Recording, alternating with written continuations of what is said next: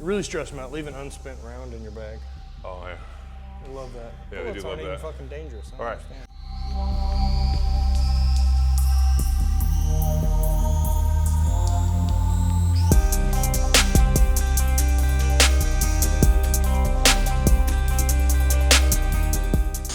A big part of what set me out to do the Drift to Lift series was to learn what I can from as many people as possible. And I got lucky enough that I learned something new. I've never done occlusion training. This is something kind of different. I also didn't understand the purpose of it. I really thought this was pretty simple bodybuilding stuff.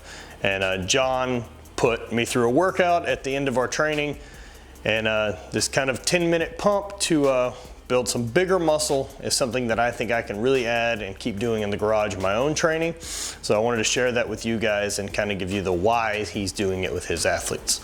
So enjoy that, watch the pump, and watch me get awkward and suffer through it.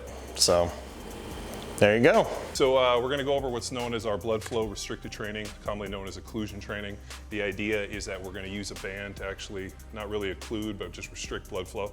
So what we're looking to do is restrict the venous blood flow and then allow arterial blood flow to go.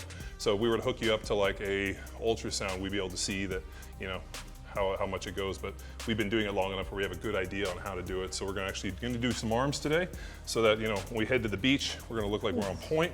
So I'm going to get Matt all dialed in here on our occluded arms. So I can show off some of these tats. Look at all these fleur-de-lis. Yeah. All right, so what I want to try to do is occlude or restrict the muscle at the very top. So we're going to use his arms. So here we're going to bring it around. I'm going to come here. I'm going to wrap it there. Now, it shouldn't feel terrible right now. How does it feel? Comfortable. Good. All right, but it's going to get bad here in a few minutes. Now here's the thing, guys. If you try this, always err on the side of caution first. Like, start conservative, just don't fucking wrap it so hard that next thing you know, your arms are turning, you're leaving comments on YouTube about what the fuck are you guys doing. I just want to do a little bit more. When I'm done, my buys will turn into tries. All right, so now what we do is we hit the clock. We got 10 minutes, and all I want you to do is I want you to give me 30 reps with the center mass bells on the curls. Hammer curls, any curls, and I want you to jump over and give me 30 reps on the push downs.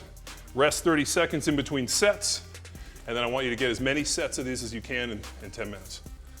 All right. Now, what benefit do you find of this for an athlete? What we can do is, it's actually pretty fascinating if you look at some of the research we have on our site. Something like, 300% greater increase of growth hormone to that area because the blood pools the growth hormone. Also, there's a bunch of myostatin. It blocks myostatin, which inhibits muscle growth, which is pretty epic. It looks like a bunch of dudes tying off to get fixed. Yeah, at the pumpatorium. Pythons! So much bodybuilding work done this week. I was not prepared for this.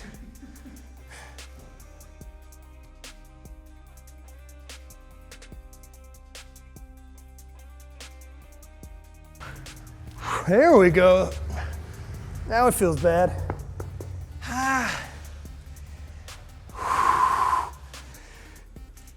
See how it turns white and then goes back red?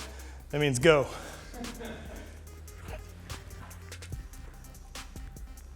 It works better if you have to face the mirror. Of course it does. But if the camera can't see my pussy. That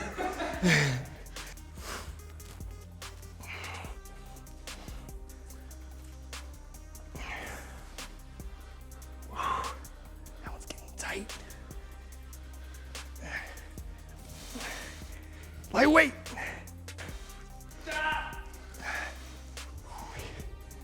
This is one of the weirdest things I've ever done. Oh, you can't shake it out. That's the worst. Oh.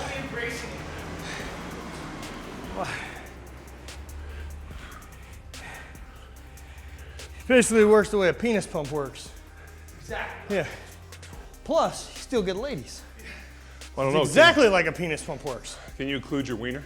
Oh, yeah, absolutely. Where do you do it? Up top? Or you just gotta do one cock push up. Yeah, Just that's all you need. You see the mushroom head? But if you're floss? gonna do it, would you go behind the balls or in front of the balls? I like to go front. All right. I'd go all the way back, same place I measure from. It's like a tuna can. Yeah, right. Short, but it's thin. It's like a thumb without the nail. I wish it had a nail though, like if it could work its way in.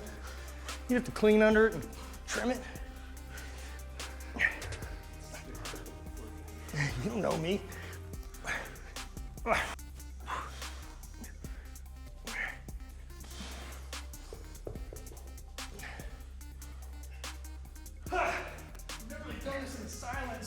Yeah, we usually have music.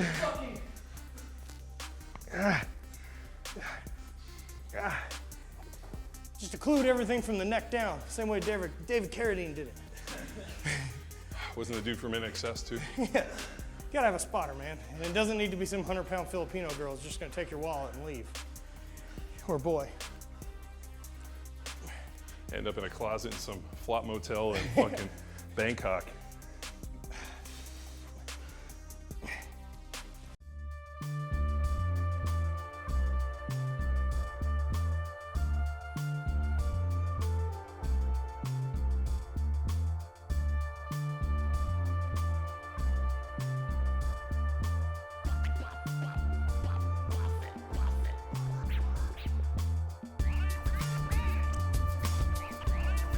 Seconds.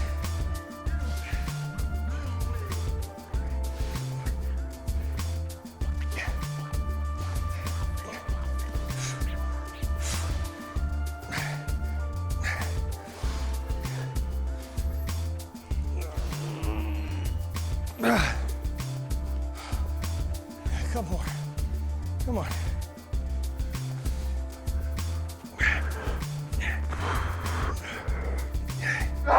Look at that logo. Woo! Dunzo. Woo! You just let him breathe. Pop top. Pop top. The problem for Mark Bell is I don't think he could reach the back of his arms. He'd be trapped. Why? Because he's reach back he's there so to massive. He's just so inflexible, yeah. Mark would have just had to drive to the hospital and be like, can you just flip that Velcro? He's like, I can't do it. He's like, where's Silent Mike? Oh, Silent Mike. So you talked about the benefit of occlusion training with helping, building a bigger muscle, growth hormone release within that muscle. How as an athlete, with performance and not say bodybuilding in mind, would you program this into your week? Usually we use it as supplemental. So, a lot of athletes and a lot of people will use it just exclusively as blood flow restricted training. Like for example, my knee's injured or I have some problems, so I'm just gonna put the BFR in. Whereas we look at it as a supplemental. We bang our heavy compound movements and we've been kind of focusing on one muscle group for accessory every day. And we're just using it to not only keep the joints healthy, but also maximize growth hormone.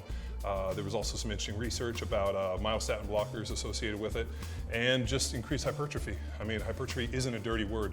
A larger muscle theoretically should be able to support more weight, so a bigger athlete can be stronger. And it's just it's a great way for us to get a high volume of work and without really beating the joints up. For some of these, because a lot of people are like, oh, I can't train arms, my elbows are beat up. Well, now you can use a relatively lightweight, 10 minutes, occlude the arms, and still get a lot of the same movements. So I've always, the occasional times in my life I end up at like a, commercial gym with machines. Hit a major lift and then just go bang through all the machines. It doesn't hurt your joints. It's really nice. It's nice. I mean, especially if you get on like a hammer incline. Oh, yeah. And you're like, incline usually hurts my shoulder, but goddamn, I can put 9 plates on this motherfucker. No, the BFR has been great, especially for our injured athletes. Like, for example, we had a girl who injured her knee and had to go through surgery and couldn't really load it and was starting to get some atrophy off of one side. So we started throwing the BFR in, and next thing you know, everything picked right back up. Between using that and the complex, it's really been seamless in terms of coming back. Come to find out, occlusion training is great for working with healthy athletes as well as it is working with injured athletes trying to make a comeback. Being able to put more stress and develop muscle without having to actually put the stress on the joints is an excellent tool for any athlete and for coaches to work with their athletes. Give it a shot, see what you think, and let me know down below. Thanks for watching, and hope you guys enjoy. Also check out thehate.com. New Galaxy hats are up right now. Link down below. Thanks so much. Spread hate. Always party.